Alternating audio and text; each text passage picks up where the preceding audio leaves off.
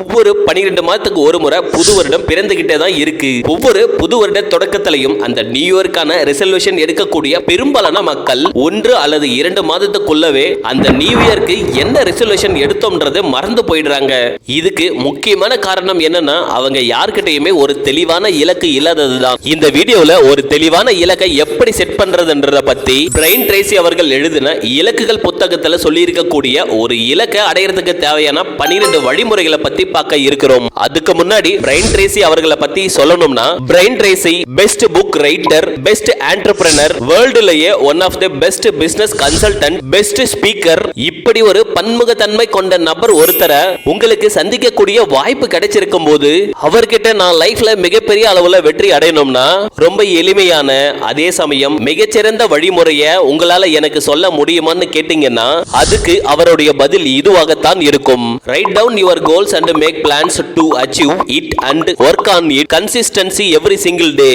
அதாவது உங்களுடைய இலக்குகளை தெளிவாகவும் திட்டவட்டமாகவும் எழுதி கொண்டு இலக்கில் உள்ளது போல வரிசைப்படி தினமும் நீங்கள் நடவடிக்கை எடுத்தாலே போதும், உங்களுடைய இலக்கினை மிக தெளிவாக அடைந்து விட முடியும்னு சொல்லுவாராம். இந்த ஃபார்முலாவை பிராக்டிகலா ப்ரூஃப் பண்ணி காட்டுறதுக்காக ஹார்வர்ட் பிசினஸ் ஸ்கூல்ல இருக்கிற ஸ்டூடெண்ட் கிட்ட 10 வருஷத்துக்கு ஒரு எக்ஸ்பெரிமெண்ட் கண்டக்ட் பண்ணாங்க. அங்க படிக்கக்கூடிய ஃபைனல் இயர் ஸ்டூடெண்ட் கிட்ட உங்கள எத்தனை பேர் கிட்ட கிராஜுவேட் டிகிரி கம்ப்ளீட் பண்ணதுக்கு அப்புறம் லைஃப்ல நீங்க என்ன பண்ண போறீங்கன்றத பத்தி ஒரு தெளிவான பிளானோட இருக்கீங்கன்னு கேட்கப்பட்டுச்சு. அப்படி கேட்கப்பட்டதுல அங்க இருந்த வெறும் 3% மாணவர்கள் மட்டுமே கிராஜுவேட் டிகிரி கம்ப்ளீட் பண்ணி முடிச்சதுக்கு அப்புறம் லைஃப்ல நாங்க செய்ய போற விஷயத்தை பத்தி எழுத்துப்பூர்வமா ரொம்ப தெளிவான இலக்கு எங்க கிட்ட இருக்கிறதா பதில் அளிச்சாங்க. இன்னும் 13% மாணவர்கள் நாங்க ஒரு கோலை செட் பண்றத பத்தி இப்பதான் யோசிச்சிருக்கோம், ஆனா இன்னும் அது எப்படி அடைய போறோம்ன்றத பத்தி எல்லாம் இன்னும் யோசிக்கலன்னு சொன்னாங்க.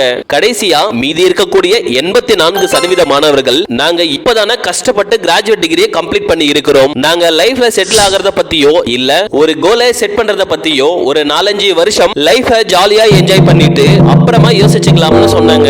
இந்த விஷயம் நடந்து முடிஞ்சு 10 வருஷம் கழிச்சு அதே இடத்துல அதே மாணவர்கள் எல்லாரும் ஒண்ணு கூடினாங்க. ஆனா இந்த தடவை அவங்க எல்லாருமே வேற வேற லெவல்ல இருந்தாங்க. 10 வருஷத்துக்கு முன்னாடி கண்டக்ட் பண்ண எக்ஸ்பெரிமெண்ட் சக்சஸ் ஆனதா இல்லையான்னு தெரிஞ்சுக்கிறதுக்காக அந்த மாணவர்கள் கிட்ட நீங்க வெற்றி அடைஞ்சீங்களா இல்லையான்னு கேட்கப்பட்டுச்சு. அதுல ஒரு கோலை செட் பண்றத பத்தி இப்பதான் யோசிச்சிருக்கோம்னு சொன்ன 13% மாணவர்கள் லைஃப ஜாலியா என்ஜாய் பண்ண போறோம்னு சொன்ன 84% மாணவர்களை விட கிட்டத்தட்ட 3 மடங்கு அதிகமான பணத்தை சம்பாதிச்சுக்கிட்டு இருந்தாங்க. இதுல ஆச்சரியப்படக்கூடிய விஷயம் என்னன்னா, லைஃப்ல நாங்க செய்ய போற விஷயத்தை பத்தி எழுத்துப்பூர்வமா தெளிவான இலக்கு எங்க கிட்ட இருக்குதுன்னு சொன்ன வெறும் 3% மாணவர்கள் மற்ற 97% மாணவர்களை விட கிட்டத்தட்ட 10 மடங்கு அதிகமான பணத்தை சம்பாதிக்கிறதா சொன்னாங்க. சோ இதுல இருந்தே உங்களுக்கு தெரிஞ்சிருக்கும் ஒரு கோலை செட் பண்ணி அதை அடையிறது எவ்வளவு முக்கியம் அப்படின்றது. வாங்க ஒரு கோலை செட் பண்ணி அதை அடையிறதுக்கு தேவையான 12 வழிமுறைகள் என்னன்னு ஒவ்வொன்றா பார்க்கலாம். முதல் வழிமுறை, உங்களுக்குள் ஒரு ஆழ் விருப்பத்தினை உருவாக்கி கொள்ளுங்கள். ஒரு கோலை பத்தி நீங்க தீவிரமான விருப்பத்தை கொண்டிருக்கிறது உங்களுடைய ஆழ் மனசை ஐம்புலன்களின் வழியாக நீங்கள் தூண்டி விடுகிறீர்கள் என்று அர்த்தம். நம்முடைய ஆழ் மனசை அடையக்கூடிய எந்த ஒரு இலக்கு இல்ல செயல்களையுமே நம்முடைய ஐம்புலன்களின் வழியாக நம்மால் கட்டுப்படுத்த முடியும். இயற்கையிலேயே நம்முடைய ஆழ்மனம் என்பது அனைத்து அம்சங்களையும் கொண்ட பசுமை நிறைந்த ஒரு செழிப்பானதொரு தோட்டத்தை போல. அந்த தோட்டத்தில் நம்முடைய வாழ்க்கைக்கு தேவைப்படக்கூடிய செடிகளை பயிரிட்டாலும் வளரும், அதே தோட்டத்தில் உயிர்களை எடுக்கக்கூடிய செடிகளை பயிரிட்டாலும் வளரும். இந்த இரண்டுமே நீங்கள் அதை பயன்படுத்தக்கூடிய விதத்தை பொறுத்து இருக்கிறது. இந்த புது வருட தொடக்கத்துல பசுமை நிறைந்த அழகான இந்த தோட்டத்துல நீங்க எந்த செடியை நட்டு வைக்க போறீங்க, அதாவது இந்த புத்தாண்டில் நீங்கள் எந்த ஒரு இலக்கை புதிதாக அடைய இருக்கிறீர்கள், அந்த இலக்கினை உண்மையிலேயே இதயபூர்வமாக எந்த அளவுக்கு விரும்புகிறீர்கள், அந்த இலக்கை அடைய நீங்க எவ்வளவு தீவிரமான ஆற்றலையும் மன உறுதியையும் கொண்டிருக்கீங்க.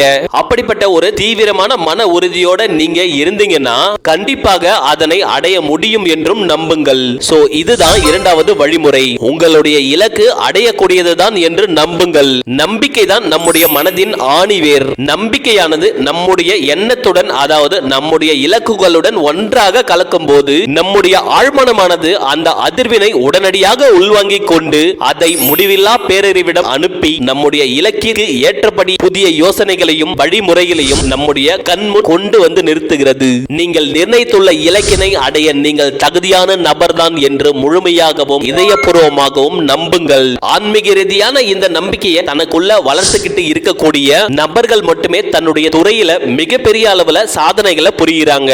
நீங்கள் உங்களுக்கென ஒரு தெளிவான இலக்கை நிர்ணயித்து அதனை நோக்கி செயல்பட தொடங்கும் போது ஒவ்வொரு நாளும், ஏன் ஒவ்வொரு நிமிடமும் அந்த இலக்கினை அடைய உங்களை நீங்களே அழுத்தம் ஏற்படுத்திக் கொள்கிறீர்கள். உங்கள் நம்பிக்கையை இன்னும் ஆழப்படுத்துகிறீர்கள். இதனால நீங்க எடுத்து வைக்கக்கூடிய ஒவ்வொரு அடியில் இருந்தும் உங்களுக்கு வெற்றியே கிடைக்கிறது. நீங்க ஒரு இலக்கை நிர்ணயிச்சு அதுல சக்சஸ் ஆகுறீங்களா இல்லையான்றது நீங்கள் உங்கள் மீதும் உங்கள் திறமையின் மீதும் எவ்வளவு நம்பிக்கையை வைத்துள்ளீர்கள் என்பதை பொறுத்தே தீர்மானிக்கப்படுகிறது. நீங்க உங்களுக்கென ஒரு தெளிவான இலக்கை நிர்ணயித்து கடினமாகவும் நீண்ட காலமும் உழைப்பதற்கு தயாராக இருந்தீங்கன்னா நீங்க நிர்ணயிக்கக்கூடிய எந்த ஒரு இலக்கையும் உங்களால் எளிதாக அடைய முடியும். மூன்றாவது வழிமுறை, உங்களுடைய இலக்கினை மிக தெளிவாக எழுதிக் கொள்ளுங்கள். எழுத்துப்பூர்வமாக இல்லாத ஒரு இலக்கு உண்மையிலேயே ஒரு இலக்கே அல்ல. மிகப்பெரிய அளவில் வெற்றி அடைகின்ற ஒவ்வொருவரும் தன்னுடைய இலக்கு பற்றி தெளிவாகவும் எழுத்துப்பூர்வமாகவும் திட்டவட்டமாகவும் விரிவான கண்ணோட்டத்துடனும் தன்னுடைய செயலை தொடங்கி அதனை ஒரு குறிப்பிட்ட கால இடைவெளியில் மாதந்தோறும் வாரந்தோறும் இல்ல ஒவ்வொரு நாளாகவோ தன்னுடைய இலக்க மறுபரிசீலனை செய்து தன்னையும் தன்னுடைய இலக்கினையும் காலத்திற்கு ஏற்றார் போல திருத்தி அமைத்துக் கொண்டே வருகிறார்கள். நீங்க உங்களுடைய முதல் திட்டம் தோல்வியில முடிஞ்சதுன்னா இன்னொரு திட்டத்தை முயற்சி பண்ணி பாருங்க. உங்களுக்கு மிகச்சரியாக பலனளிக்கக்கூடிய ஒரு திட்டம் கிடைக்கிற வரைக்கும் இந்த மாதிரி பல திட்டங்களை முயற்சி செய்து கொண்டே வாருங்கள். இந்த இடத்துல தான் பெரும்பாலான மக்கள் தன்னுடைய முதல் திட்டம் தோல்வியில முடிஞ்சதுன்னா இது நமக்கு சரிப்பட்டு வராதுன்னு விட்டுட்டு ஓடிடுறாங்க. அப்படி தன்னுடைய இலக்க பாதியிலே விட்டுட்டு ஓடக்கூடிய மக்கள் இந்த விஷயத்தை மைண்ட்ல வச்சுக்கிறதே இல்ல. ஒரு திட்டம் தோல்வியில் முடிந்தால் அது தற்காலிகமான வீழ்ச்சி தானே தவிர நிரந்தரமான தோல்வி அல்ல என்பதையும், உங்களுடைய முதல் திட்டம் தோல்வியில் முடிந்தால் அந்த திட்டம் சரியானதாகவும் வலுவானதாகவும் இல்லை என்பதை நினைவில் கொள்ளுங்கள். உங்களுடைய மனதில் நீங்கள் உங்கள் முயற்சியை கைவிடாத வரை நீங்கள் ஒருபோதும் தோற்று போவதே இல்லை. ஆனா இந்த ஒரு கேள்விதான் நீங்க உங்ககிட்ட அடிக்கடி கேட்டுக்கொண்டாக வேண்டும். நான் என்னுடைய இலக்கில் வெற்றி அடைய நான் என்ன செய்ய வேண்டும்? நான் எந்த திட்டத்தை வகுத்தாக வேண்டும்? அதை எப்படி வகுத்தாக வேண்டும்? என்னுடைய திட்டம் சரியானது தானா? அது நடைமுறை வாழ்க்கைக்கு ஒத்து வருமா? திட்டத்தை முழுமையாக வடிப்பதற்கு முன்பாக இந்த மாதிரி கேள்வியை தான் உங்களிடம் நீங்கள் தொடர்ந்து கேட்டுக்கொள்ள வேண்டும். நான்காவது வழிமுறை, உங்களுடைய துவக்க புள்ளியை தீர்மானித்துக் கொள்ளுங்கள். நீங்கள் சண்டையிடுவதற்கு முன்னர் உங்களுடைய பலம் என்ன, பலவீனம் என்ன என்று முதலில் தெரிந்து கொள்ளுங்கள். இப்போ நீங்க எங்க இருக்கீங்கன்னு தெரிஞ்சுக்கிட்டாதான் அடுத்து நீங்க எங்க போக போறீங்கன்றதையும் தெரிஞ்சுக்க முடியும். எக்ஸாம்பிளுக்கு, இன்னும் 2 வருஷத்துல நீங்க 1 கோடி சம்பாதிக்கிறது உங்களுடைய இலக்கா இருந்ததுன்னா இன்னைக்கு உங்களுடைய சூழ்நிலை என்னன்றதையும் இன்னைக்கு உங்களுடைய பேங்க் பேலன்ஸ் என்னன்றதையும் தெரிஞ்சுக்கிட்டாதான் 2 வருஷம் கழிச்சு உங்களுடைய சூழ்நிலை எப்படி இருக்கும்ன்றதையும் 1 கோடியை நீங்க அடைஞ்சிட்டீங்களா இல்லையான்றதையும் தெரிஞ்சுக்க முடியும். இன்னைக்கு உங்ககிட்ட என்ன இருக்குதுன்றத பத்தியும் என்ன இல்லன்றத பத்தியும் ரொம்ப தெளிவா இருங்க. 5வது வழிமுறை, நீங்கள் நிர்ணயித்துள்ள இலக்கு ஏன் அது உங்களுக்கு வேண்டும் என்று தீர்மானித்துக் கொள்ளுங்கள். நீங்க அடையணும்னு நினைக்கக்கூடிய இலக்கை அடைஞ்சிட்டீங்கன்னா நீங்க எந்தெந்த வழியிலையும் தனிப்பட்ட முறையிலையும் பயனடைவீங்கன்னு ஒரு பட்டியலிட்டுக்கோங்க.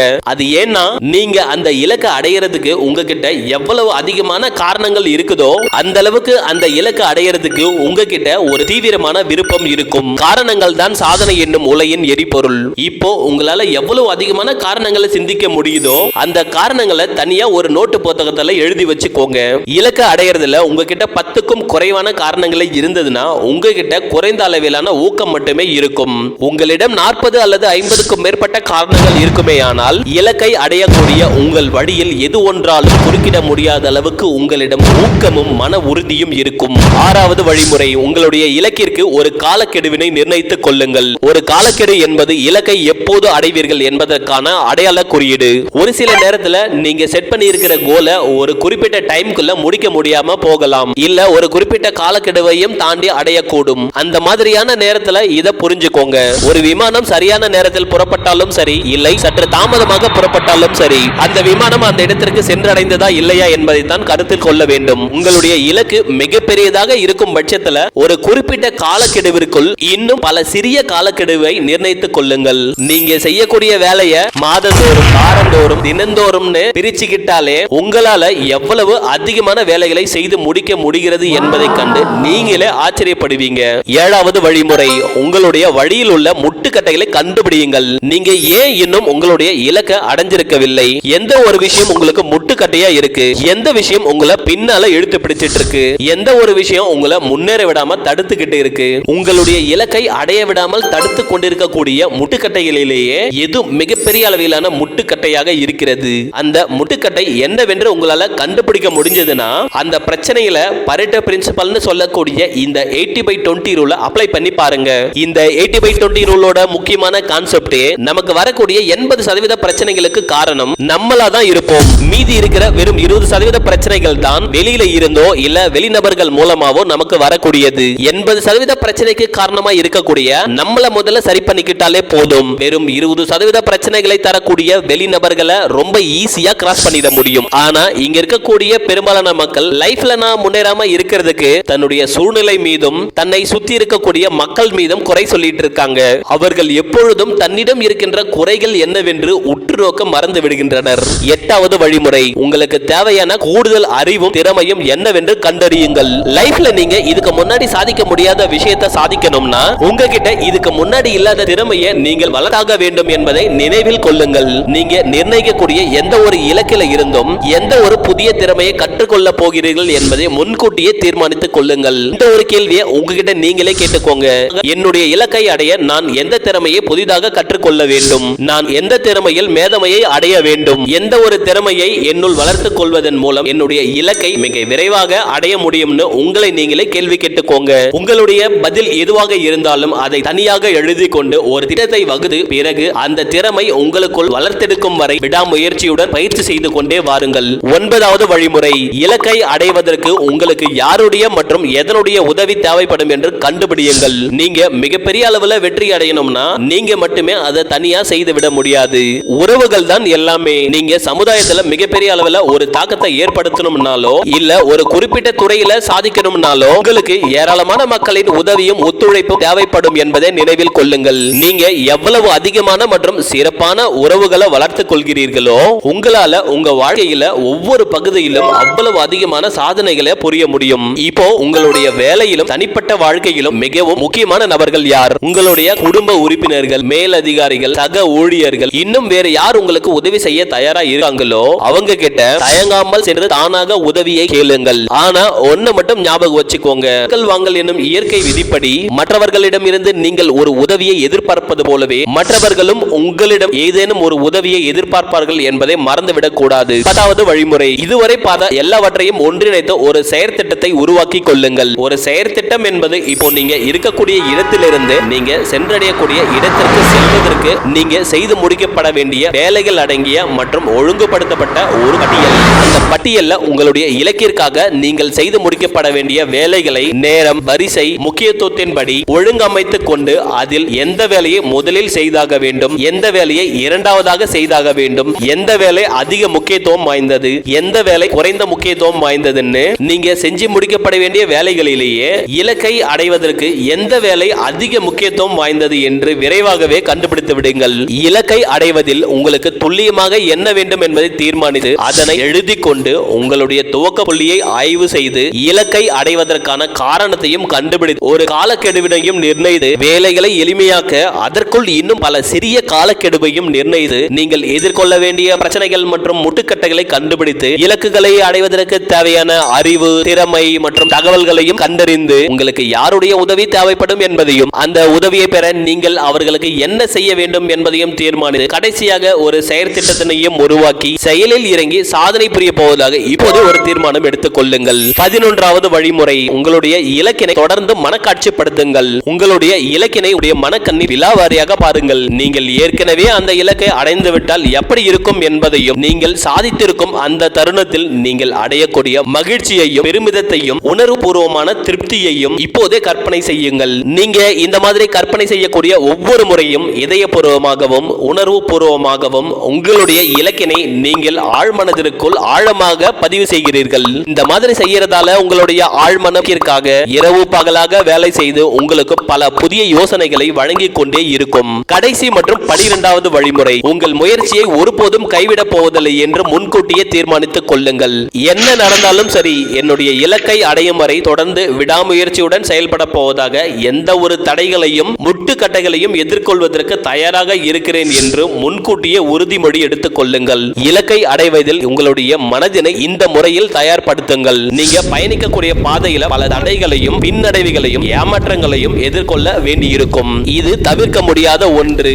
ஆனாலும் உங்களை எதுவும் தடுத்து நிறுத்த முடியாது என்று முன்கூட்டியே தீர்மானித்து விட்டு அந்த தடைகளையும் முட்டுக்கட்டைகளையும் நீங்கள் எதிர்கொண்ட பிறகு உங்களை யாருமே அசைக்க முடியாத அளவிற்கு மனதளவில் நீங்கள் கம்பீரமாக உயர்ந்து நிற்பீர்கள். இலக்குகளை அடைவதற்கு தேவையான இந்த 12 வழிமுறைகளையும் நீங்கள் சரியாக கடைபிடித்தால் சாதிக்கக்கூடிய விஷயங்களை கண்டு நீங்களே அசந்து போவீர்கள். இதனால் நீங்கள் அதிக நேர்மறையானவராகவும், அதிக சக்தி வாய்ந்த நபராகவும், அதிக செயற்திறன் கொண்ட நபராகவும், அதிக சுயமதிப்பு மற்றும் தன்னம்பிக்கை மிக்க நபராகவும் நீங்கள் ஒவ்வொரு நாளும் ஒவ்வொரு கணமும் ஒரு வெற்றியாளனை போலவே உணர்வீர்கள். இறுதியாக எல்லாமே உங்களுடைய கட்டுப்பாட்டில் இருப்பதாக உங்களுக்கு தோன்றும். இதனால உங்களுக்குள் அதிக ஆற்றலும் அதிக உற்சாகமும் பிறக்கும். ஒரு சராசரியான மனிதர் பல வருடங்களில் சாதிக்கக்கூடியவற்றை நீங்கள் ஒரு சில வாரத்திலோ அல்லது ஒரு சில மாதத்திலோ சாதித்து விடுவீர்கள். இதன் மூலமாக நீங்கள் நம்முடைய சமுதாயத்தில் வெற்றிகரமாக விளங்கக்கூடிய மேல்மட்டத்தில் உள்ள 1% மக்களில் ஒருவராக உருவெடுத்து அதிக மகிழ்ச்சியான மற்றும் அதிக வெற்றிகரமான மனிதர்களில் ஒருவராக